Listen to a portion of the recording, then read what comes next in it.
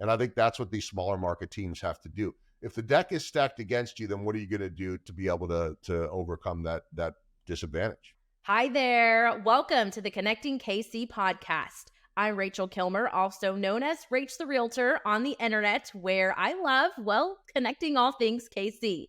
I'm a metro area real estate agent, retired sports reporter, and mom, and probably too old to call myself a TikToker, but honestly, that's how we got here.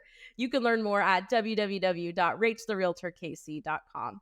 But this show is all about introducing you to all of the movers and shakers, interesting people, heartfelt stories, and funny quirks that make this vibrant community home. So let's get right to it with today's episode of Connecting KC. Welcome into the Connecting Kansas City podcast. I am honored today to be joined by Joel Goldberg. He is an Emmy Award-winning sports broadcaster, keynote speaker, the author of Small Ball, Big Results, and the host of Rounding the Bases podcast. He began dreaming of a career as a sportscaster at a young age, always wanting to deliver the news of the previous night's game to his grade school teachers, and has now spent more than a quarter century on television, currently serving as the Royals pre- and post-game show host, as well as a sideline reporter. Joel's unique access enables him to share lessons learned from the baseball field to the boardroom as a motivational speaker and to homes everywhere through his business podcast. Joel, thank you for joining this podcast today. I appreciate you taking the time. Hi, Rachel. Good to see you. Yes, likewise. So I wanted to start by mentioning how we know each other, because I tell people this story all the time, and I think it's so cool. I was 19 years old, and I also was a young, aspiring sportscaster, and thought, what do? You just reach out to someone that has your job, and like, how do I do that? So I hit you up on Twitter back in the day, over 10 years ago, and you were like, sure, random girl from the internet, come on out. And I job shadowed you for a day and then had my own little sportscasting career. So thank you again for doing that. Have you done it since? Do you do that often? I try. I mean, you can't do them every day. By the way, it wasn't like just, it sounds creepy, like some random girl from the internet, right? Come on, Rachel. Like, you were reaching out, Mizzou. I think it was like, I don't know if you were like president of the whatever journal. You had some, like there were some credentials that came with it. Okay. I gave it a pitch. Yeah. It was a good pitch. It was like the early signs that you're going to make it. We just didn't know that it would be in real estate versus television. Although I see so many similarities now to what you're doing, which, you and I would have never thought that when we first met, but it was, I think back to that. I actually remember it. And I always want to help anyone that wants to do what I do, because I was that kid once, right? Remember, we all were. But I'll go out of my way to do more than the minimum when you can tell that person's passionate and going about it the right way. And you did all that, because you get a lot of people that want to just get to the end. They want to cut the corners. Everything's supposed to be easy, right? It's not. You always ask the right questions. You went about it the right way. And so, it was fun to kind of watch you grow up in the industry and then move on. And, you make me feel old.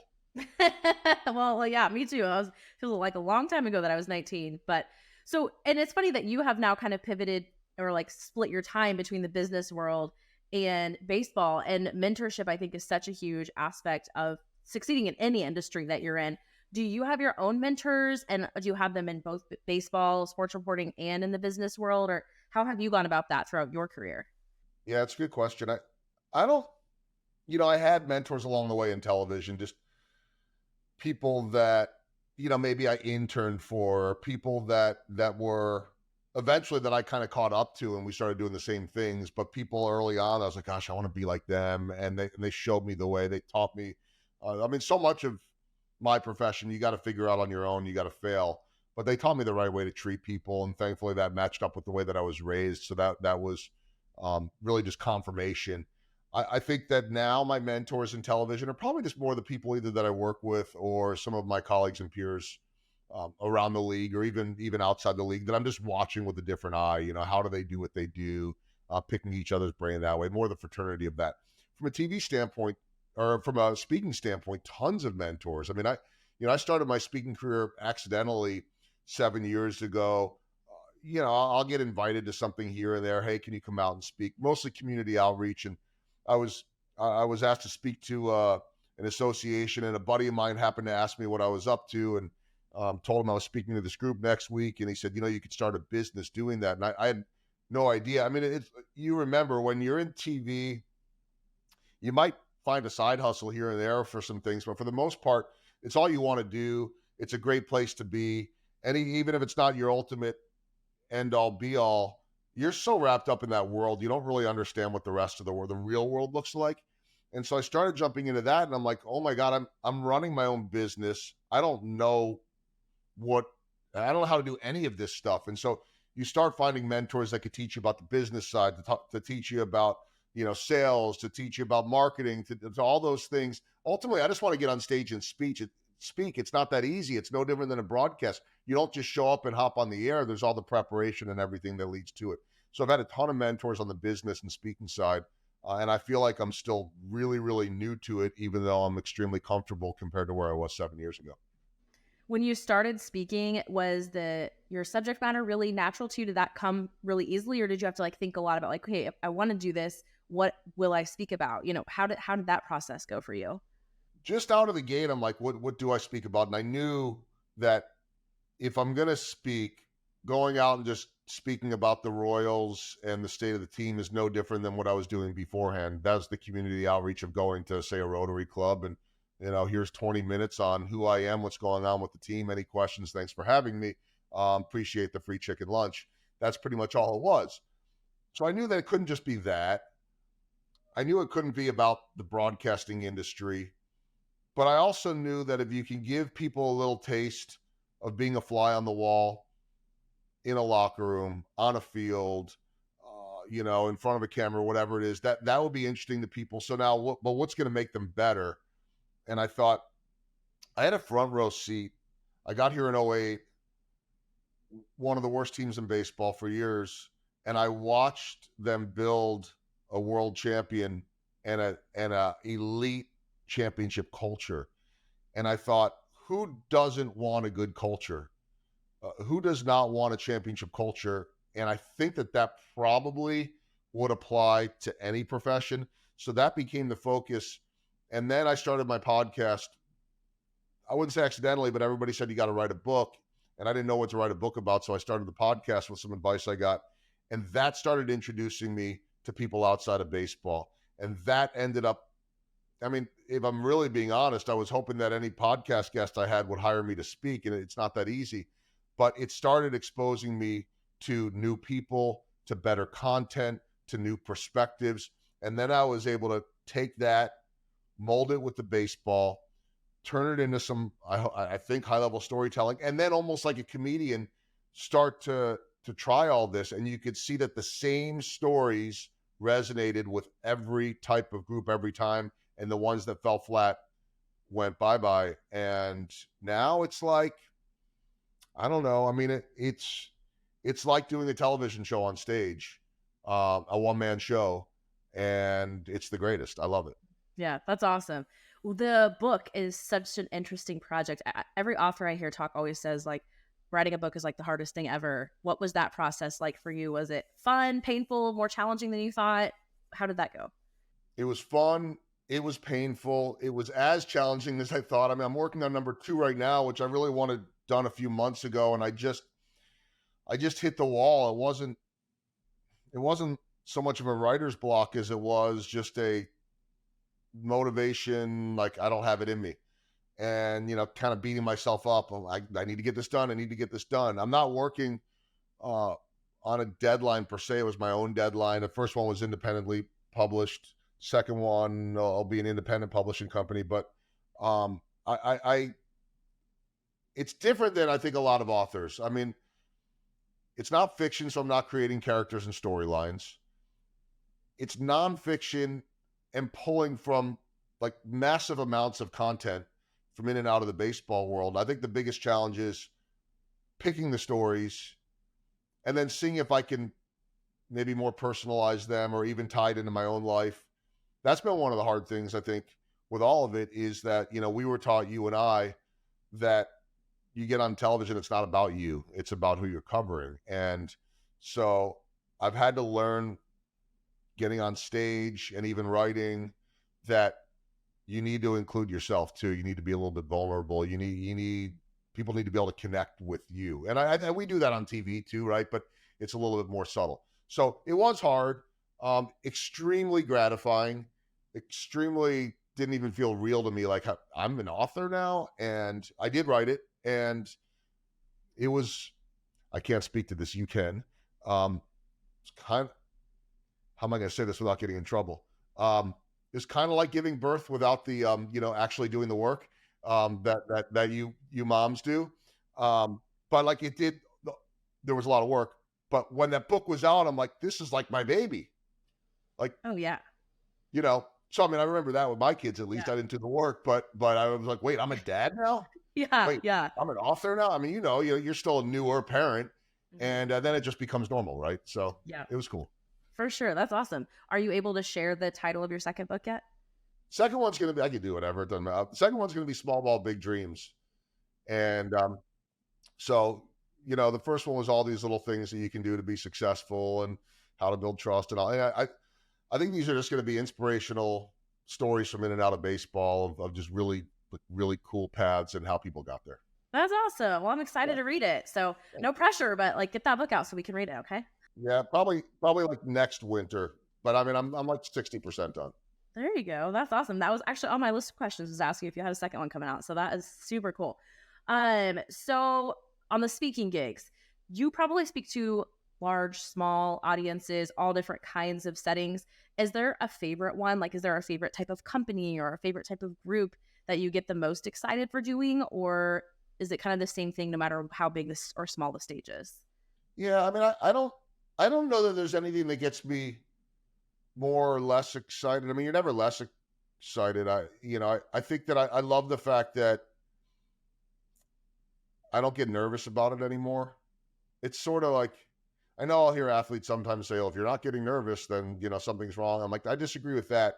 I think we're all wired a little bit differently. Like, I don't ever get nervous to go on TV. I don't know, towards the end of your career where you were at with that. Some people need those nerves. I watch some people pacing the sidelines or rehearsing and reciting. I'm not a script guy for the most part. You might be able to tell that sometimes. Sometimes it works. Every now and then it doesn't. But I would rather not be nervous because it's one less thing to think about. I just want to do it. And so bigger groups are fun, like to be on a big stage and, 2, 3, 400, 500 people just feels different than 20. Then again, if you're speaking, say, in a boardroom, in a conference room, you got a round table or whatever it is, much more personal. And so I think that's something that, no matter what it is, small or large, you may not for a large group be able to see the reaction in the back of the room, but you still get the same laugh when you always get the laugh. You still get the same, emotion, maybe some tears, no matter what the group is. I just like, Rachel, that, and this just like blows my mind, that on one day I could be speaking to, say, a group of lawyers or healthcare professionals, and the next day it could be a bunch of educators, and then it could be someone in the manufacturing world. Last year I spoke at a conference for endodontists. I don't know a thing about root canals, but nobody's, recently in Wichita, bunch of farmers, in Branson, people from the ag world as well, insurance. And I could have never envisioned doing that, but nobody's hiring me to teach them how to be a better farmer or to be a better, dentist or how to do root canals. They're teaching, or I'm teaching what made us successful in television. How do you interact with people? How do you build those relationships? How do you connect with people and get the big interview? How do you connect with people to be able to sell their home or to be able to help them purchase a home? Because it's not just about being the best. It's about building trust and connecting with people. Yeah, for sure. For sure. I think you're in a really interesting position with your role, having been with the Royals and been in a regional sports network for so long. I feel like there's been a lot of conversation after like the Ohtani deal about the imbalance in baseball and money and like how the TV contracts are done. Do you have thoughts on that? Like if you could like wave a magic wand and make the perfect system for baseball, what would you do? Do you think they should have a contract for all the teams, or like have you given this much thought? given how close you are to it? I haven't given it as much thought as, I don't know, maybe I should or maybe I shouldn't, only because I'm I'm practical in, nobody's asking me, and I don't think it's going to happen. I mean, there's a better chance that they ask me than they actually get something done. And so I think it's interesting, but I think we spend so much time complaining about the way it is, and it should be complained about, but it's just like I got other things to do. So I mean, there's no doubt that if they could have a system that worked more like the NBA or the NFL, there'd be more parity.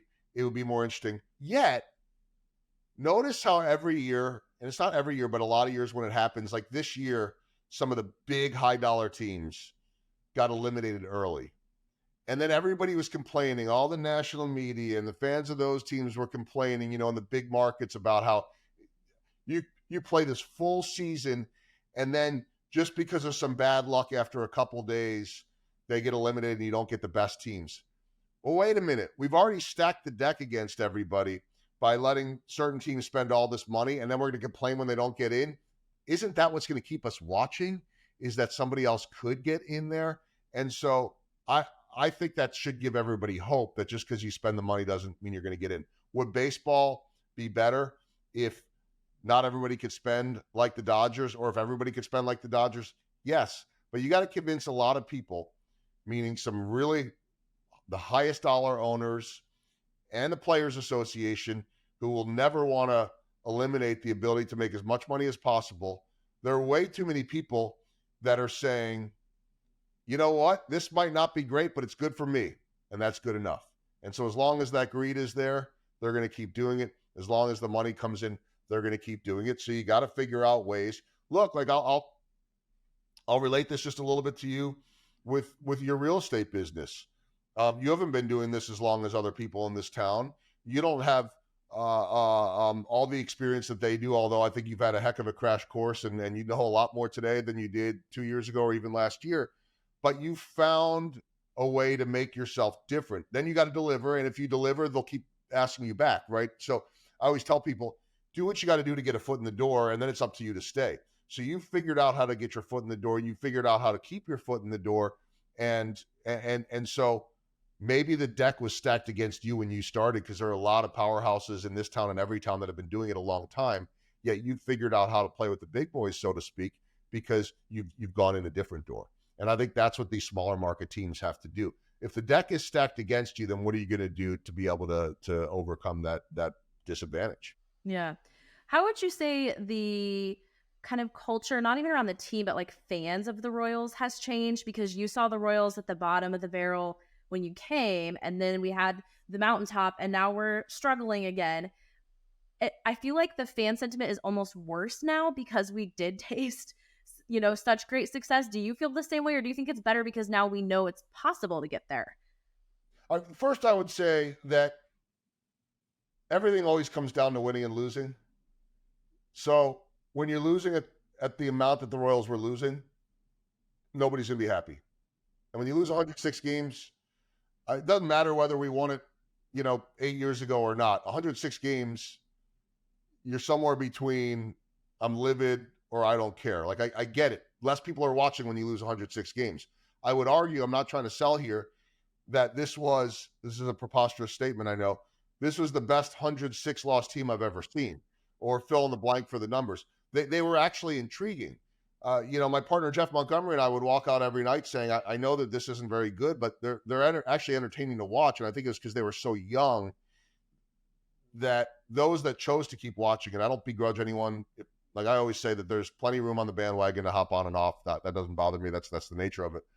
But if you're paying attention, there's a lot of really interesting and cool things here, mixing the new rules and pitch clock and all that. And everything looked different to me last year. But where the excitement right now is different, again, this gets back to winning, losing, and so much of this is transactional, is the Royals just basically shocked the baseball world with all the moves they made between Thanksgiving and Christmas. And not just like drinking the Kool-Aid locally hey, because you always love the new guy, hey, we're excited about this, optimism's high. All across baseball, people are talking about it, that they outspent the Red Sox, they outspent the, on and on and on. Like, oh my gosh, the Royals are one of the biggest movers and shakers this offseason. So everywhere I go right now around town, people are going crazy over this. And I think that I hadn't seen that for a while. Now, that's the first step. The next step is you got to win. But winning solves all. And I don't know. The perspective of 14 and 15, I think, has allowed Royals fans, and certainly your generation, Rachel, that never saw it in their life. You had to hear from your parents that told you about what 1985 was like and the 70s were like and all that. So now we have a whole generation of anyone that is, say, 10 years and up, now maybe like 15 years and up, that saw it. And so they know it's possible. Mm-hmm. Yeah, it's hope. It's hope for it's sure. Hope. What do you have a favorite moment from those 2 playoff runs? Like, does one specific moment stand out to you? There are a few of them. I'll give you 3 quick ones. One is like, I say this because this is sort of, I don't know, the world that I live in, and that people remember things. Some people remember every detail. Other people, like me, I forget most of it. I'd have to watch it back. I don't remember stuff the way fans do because you're in the middle of it. You remember you're busy taking notes. You're busy doing. You're multitasking, and so it never really sinks in. To me, I have this vivid image. The final Friday of September 2014, we're at I think it was Guaranteed Rate Park or U.S. Cellular. Maybe it was U.S. Cellular at that point, whatever, on the south side of Chicago. And tons and tons of Royals fans made the drive up for the weekend, knowing that if the Royals won one of those games, they were going to clinch their first playoff berth in, 29 years. And I just remember it just felt like such a party. Salvador Perez caught the final out in foul territory. All it was a pop-up to end a game. But it was like the joy in those fans, and then the 29-year drought ending. That nobody would remember that play, I don't think, but that one stands out. And then kind of 2 viral moments.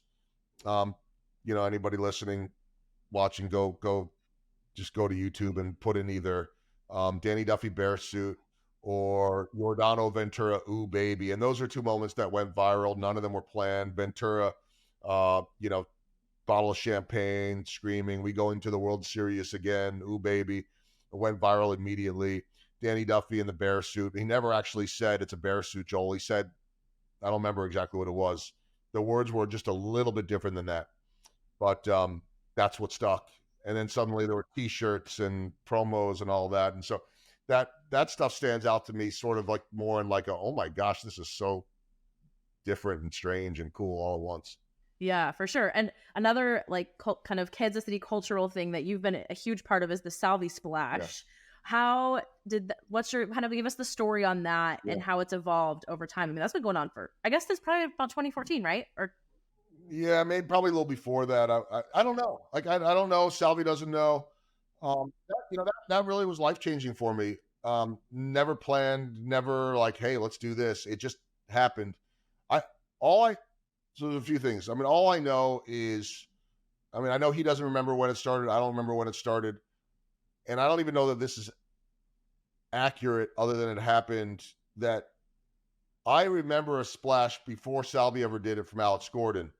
And I don't know if that was the first time, like not everybody was doing it yet, but Alex dumped a bucket of Gatorade on somebody I was interviewing, and I got some of it too. And then we were getting on a plane to fly to St. Louis. I don't know what year, maybe 12, I don't know. And I just know this because I remember getting on the plane and like the back of my neck was like sticking to, it had like Gatorade on it.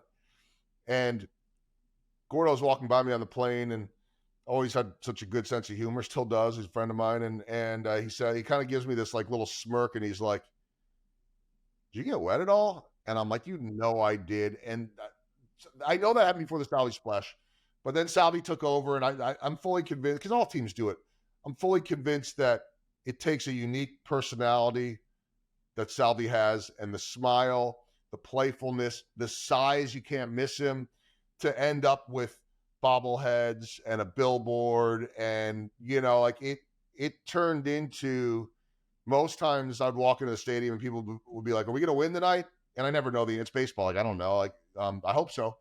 And then for years, even still to this day, it's, are you going to get wet tonight? Are you going to stay dry tonight? And so I'd always be like, I hope so, because that means that they won. So that's the one thing. The other thing is that, like the chemistry that it's built with Salvi and I. And I always joke that it's his show. I'm just living in it. And that, if we ever were to be nominated for an Emmy for something with that he would need a director's credit, because he'd start telling me, you got to stand there, you got to move there, spin around there. And it's like, I'm in on the bit and I've got to play along, which is all, it's all for the fans. I've never asked him to do it. I'll never tell him how to do it. But if he wants me to do a little something, I'm all in on it. And I know that he doesn't want to see me bailing too early. And then you can see it up on the Crown Vision board, so you can't give it away. But it's also changed because in the last couple of years, he stopped doing it for the most part, except for a special occasion. Now Bobby Witt Jr. and MJ Melendez usually do it, and they're mixing it. They're pouring some coffee in there, which isn't hot. I mean, it's hot, but it's not by the time it gets in the bucket. Sour Patch Kids, I don't ever know what's coming out of that bucket, but it's never just Gatorade. It's usually water too, so it actually is fine.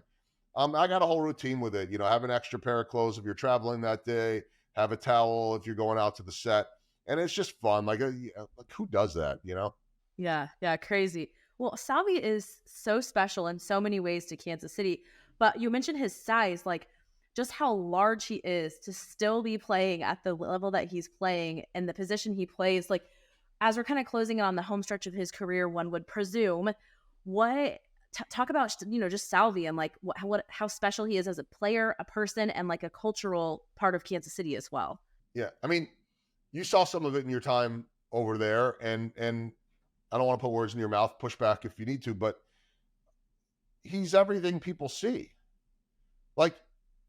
What you see in the clubhouse is what you see on the field, which is what you see in person. I'm not saying he has bad days, but he won't tell people about them. I've seen him down before, but usually it's because, an injury or something like that. He's like Rex Hudler in the sense that everything you see in that energy is not fake. It is not, it's just who they are. And, but I've had so much joy in watching him grow up, and, with cultural and a little bit of a language barrier. I mean, I understand him perfectly, but, it's hard to get to know those guys as well, because they don't let people in, and he's let me in. And he's a great family man. He's a great husband. He's a great father. And I watch the way he takes care of so many of those Latin players in there now. He's the only guy left.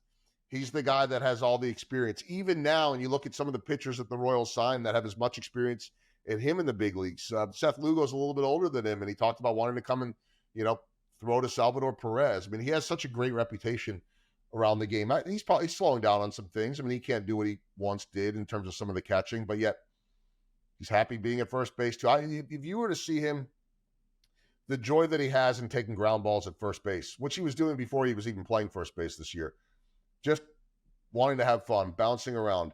And then, as people might imagine, the amount of grief that he gives me, and he loves to pick on me in a way that's different than anyone else because of that trust. But we spent a day with him in November in Miami. We were passing through, and we ended up hanging out with him on a personal level. And I give these guys space to do their thing, and I'm not looking to be in their lives like that. But we did, and again, same thing, completely away from baseball, 100% the same guy. He is everything that people would hope, and they sometimes say don't meet your heroes because you might be disappointed. He couldn't disappoint anyone. No, yeah, I completely agree. In the little small glimpses I've been around him. Okay, last baseball related question for you. I am very curious to hear if you have any thoughts on the stadium conversation. You knew that was coming, but the K holds so many memories, but also you see all the stadiums around the league. Is there a dream scenario? Can they just cut Kauffman out of the ground and move it downtown, or what? I mean, nobody's asked me to say this. I mean, if I was completely anti-stadium, I'd probably be a little bit smart and not be campaigning against it, knowing, who I'm around every single day. But I love the idea. And I want to preface this by saying that I didn't grow up going to Kauffman/Royals Stadium. I grew up going to Veterans Stadium in Philadelphia. It was the biggest dump in the world, but it was my dump, and I loved that place. And I would love to go back to it one time. But you know what? The new stadium, Citizens Bank Park, is better. It's a lot better. So I wouldn't even say let's pick it up and move it. I would say let's make sure that we have fountains. Let's make sure we have the Crown Vision, and then let's make it better than anything we've ever seen before and have it right downtown. I get the sentimental piece of it. But, we could go around to most markets around the country, and in Baltimore and in Cleveland and in Minnesota, yes, they played in the Homer Dome. Who would want to be in there when you could be out at Target Field? But that's where people grew up going to. So that's, that's their memories of a world championship.